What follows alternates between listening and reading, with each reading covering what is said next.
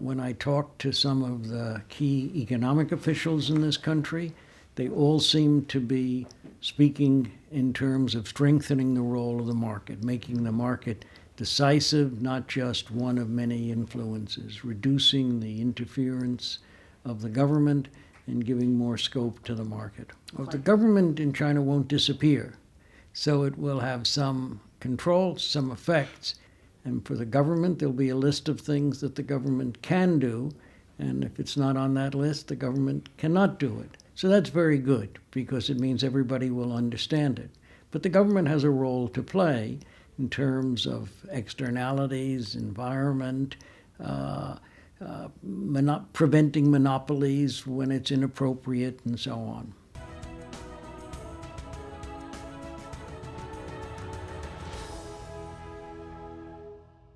So I came here first in 1982, so right after the 1978 change. And I've been coming to China for more than 30 years now. So I have seen this evolution, and it's nothing short of spectacular.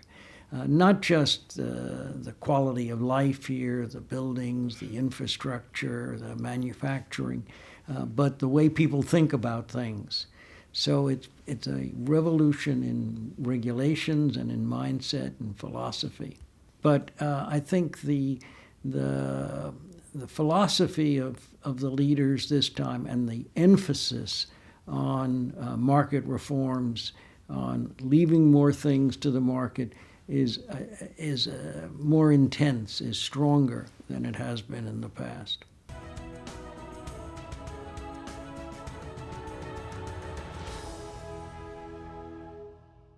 I thought it meant improved lifestyle, that partly that's the environment, but it's also increasing consumption.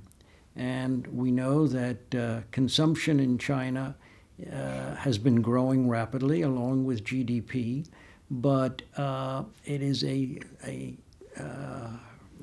lower share, a smaller share of GDP than in other countries.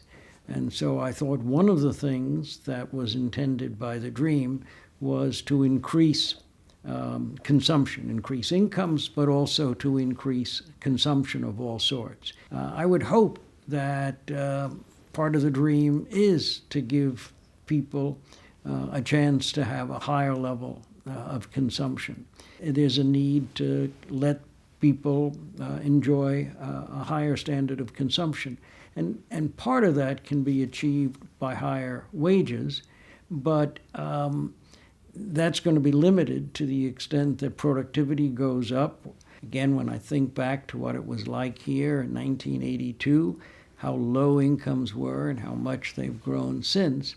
But I think the focus on GDP is such, whether it's 7%, 7.5%, 6.5%, is probably less important than the employment effects, the ability to absorb people coming from rural China into the cities, to make sure that people who are coming through the universities can get jobs.